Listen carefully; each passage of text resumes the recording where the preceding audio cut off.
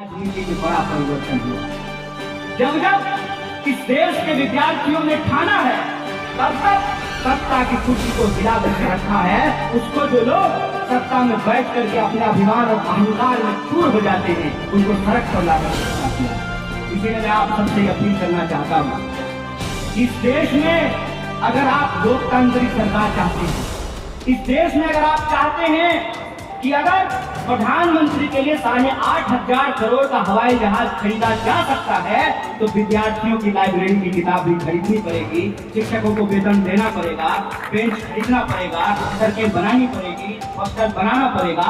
जो बजट का हिस्सा है उसका 10वां हिस्सा आपको एजुकेशन पे खर्च करना पड़ेगा। जो जीडीपी है उसका 6% आपको एजुकेशन पे खर्च करना पड़ेगा। इस सवाल को लेकर के अगर हम विद्यार्थियों के बीच में जाते हैं, जिस तरीके से आज सिलेबस को नफरत के आधार पर तैयार किया जा रहा है, अरे भाई, हम कांग्रेस पार्टी के लोग हैं, एनएसवाई के लोग हैं। हमारे लिए पंडित जवाहरलाल नेहरू भी उतने ही महत्वपूर्ण हैं जितने सुभाष चंद्र बोस महत्वपूर्ण हैं। हमारे लिए सरदार वल्लभ भाई पटेल भी उतने महत्वपूर्ण हैं जितना महात्मा गांधी महत्वपूर्ण है। आप देखेंगे कि अक्सर एक कोशिश की जाती है कि जिनका अपना इतिहास नहीं है ना, वो दूसरे के इतिहास को हड़पने की कोशिश करते हैं। जिन्होंने अपना मकान नहीं बनाया, वो दूसरे के मकान पे अपना नाम लिख करके अपना मकान उसको बनाने की कोशिश कर रहे हैं। हम पूछते हैं कि इस देश को बनाने में जो आज हमसे सवाल कर रहे हैं कि आपने देश के लिए क्या किया, तो हम कहते हैं कि हमने जो देश के लिए किया 70 साल में, उसी को तो आप 9 साल में बेच रहे हैं ना। अगर हम देश बचा करके रखते नहीं तो आप बेचते क्या? ये सीधी सीधी लड़ाई है बचाने वालों के बीच में और बेचने वालों के बीच में। हमको बचाने वाला बनना है। एक तरफ विनाश की राजनीति है, नफरत की राजनीति है, दूसरी तरफ हमको विकास की राजनीति और मोहब्बत की राजनीति करनी है। इसीलिए मैं आप तमाम लोगों से आग्रह करना चाहता हूँ कि आने वाला वक्त बहुत कठिन है, मुश्किल है। हम तमाम लोगों को एक संकल्प लेने की जरूरत है। संकल्प क्या है? हमारी राष्ट्रीय कार्यकारिणी ने बैठक में ये तय किया है कि अभी से लेकर के लोकसभा चुनाव तक हमको एक कैंपेन चलाना है, जिस कैंपेन का नाम है जुड़ेगा विद्यार्थी जुड़ेगा विद्यार्थी। इस संकल्प को लेकर के हमको 3 स्तरीय कार्यक्रम चलाने हैं। पहला स्तर कि हमको विद्यार्थियों को एनएसवाई से जोड़ना है। दूसरा स्तर कि हमको एनएसवाई को इस देश के शिक्षण संस्थानों से जोड़ना है। और तीसरा स्तर इस देश के विद्यार्थियों को, इस देश के शिक्षण संस्थान को, एनएसवाई के पूरी की पूरी संरचना को हमको इंडिया से जोड़ना है। ये 3 स्तर का कार्यक्रम हम लोगों को चलाना है। इस 3 स्तर के कार्यक्रम में हमारा एकमात्र संकल्प है। क्या संकल्प है?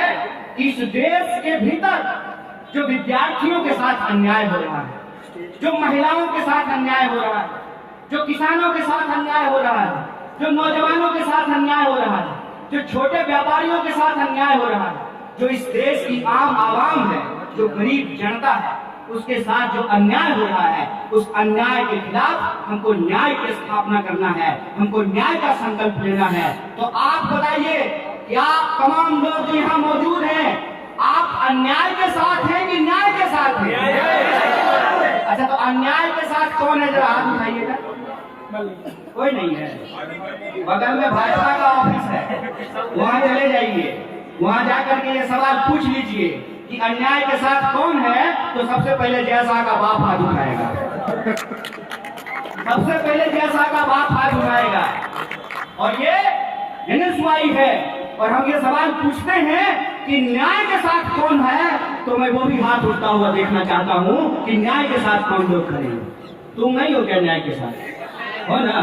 तो उठाओ ना हाथ। ये हमारे लिए स्वाभिमान की बात है कि हम राहुल गांधी के नेतृत्व में इस देश को बचाने का संकल्प ले रहे हैं। हम राहुल गांधी के नेतृत्व में अन्याय के खिलाफ न्याय का संकल्प ले रहे हैं। बोलिए, आप तमाम लोग न्याय का संकल्प लेते ही नहीं लेते हैं?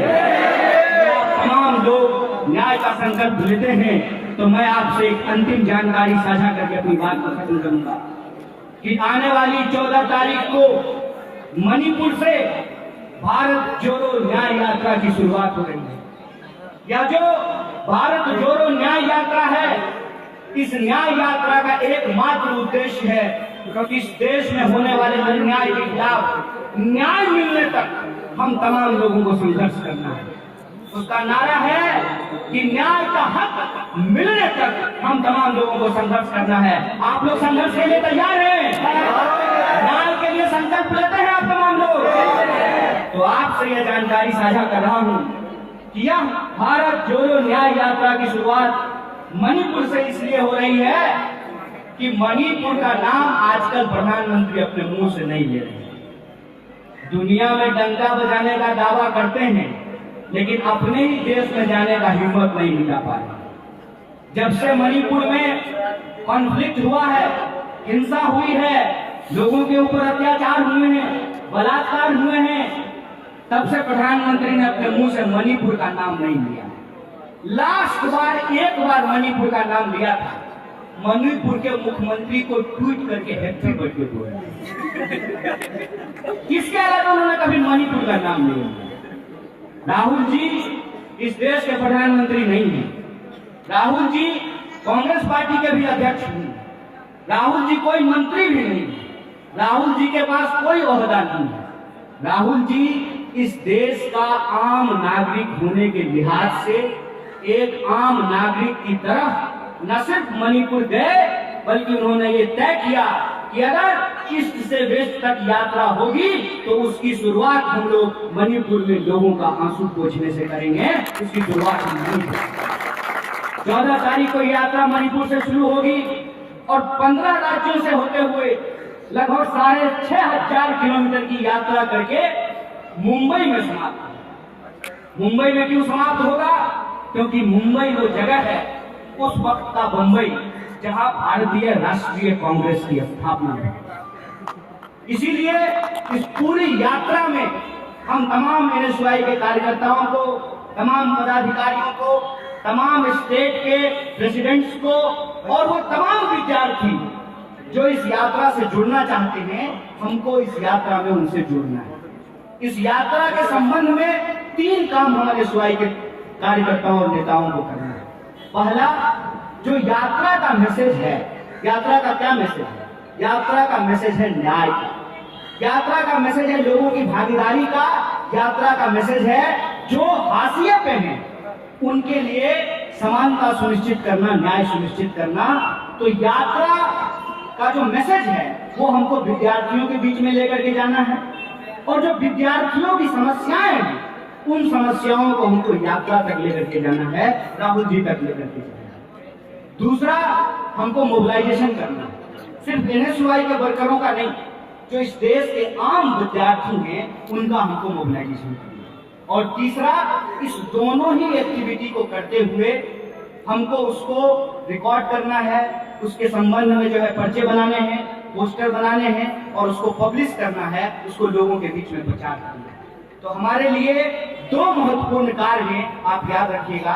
पहला, भारत जोड़ो न्याय यात्रा, और दूसरा, जो आगामी लोकसभा चुनाव है, इसमें एनएसयूआई का एक वर्कर कंधे से कंधे मिला करके काम करेगा।